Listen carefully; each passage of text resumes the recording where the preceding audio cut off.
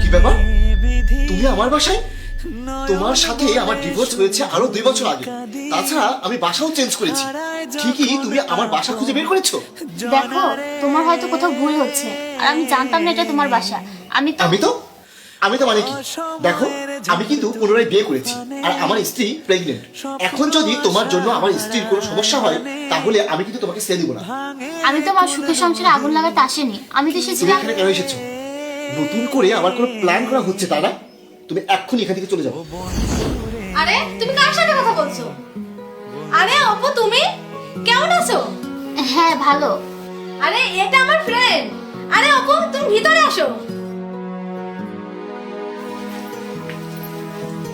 আরে অপু, তোমার আসতে কোনো সমস্যা হয়নি তো? না না, কোনো সমস্যা হয়নি। এই, তোমরা কথা বলো, আমি চা নিয়ে আসি। ঠিক আছে।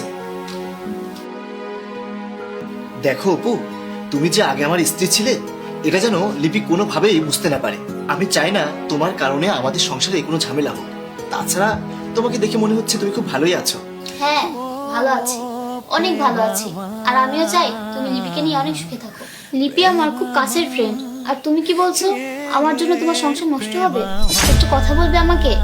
এই কথাটা আমি অনেকবার জানতে চেষ্টা করেছি, কিন্তু সুযোগ হয়নি। আচ্ছা, আমার কি দোষ ছিল বলো তো?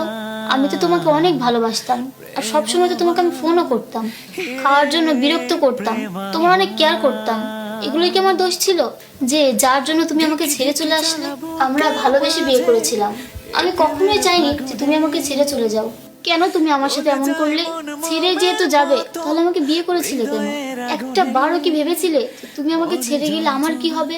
তুমি কিভাবে এটা করতে পারলে? তোমার সংসার দেখে আমি অনেক খুশি হয়েছি। আর তোমার যার সাথে বিয়ে হয়েছে, সে আমার কলেজার ফ্রেন্ড। তোমরা সুখে থাকলে আমি অনেক খুশি হব। আর বিশ্বাস করো, আমি জানতাম না যে আমি এখানে এসে তোমাকে দেখব। তোমাদের দুজনকে দেখে আমি অনেক খুশি। আর তুমি যখন আমাকে ছেড়ে চলে গিয়েছিলে, তখন আমি আমার বাড়িতে ফিরে গেছিলাম। কিন্তু আমার মা বাবা আমাকে বাড়িতে ঢুকতে দেয়নি। তারা বলেছিল যে তুই না বলেছিলি যে যাই তোকে কখনো ছেড়ে যাবে না, তাহলে কেন ছেড়ে গেল? তখন আমি তাদের কোনো জবাব দিতে পারিনি। এখন আমি একটা গার্মেন্টসে জব করি, আর ওখানে সবাই আমার দিকে অনেক খারাপ নজর দিয়ে তাকায়। আমি তো খারাপ হতে পারি না, কারণ আমি এখনো শুধু তোমাকেই ভালোবাসি। নিজেকে বাঁচিয়ে কোনোভাবে নিজের জীবনটা কাটিয়ে দিচ্ছি, কিন্তু বিশ্বাস করো, প্রতিটা মুহূর্তে আমি শুধু তোমার কথাই ভাবি। আচ্ছা, এসব কথা বাদ দাও। এসব কথা লিপি শুনতে পারলে ও অনেক কষ্ট পাবে, আর আমি চাই না লিপি কোনো কষ্ট পাক। লিপি।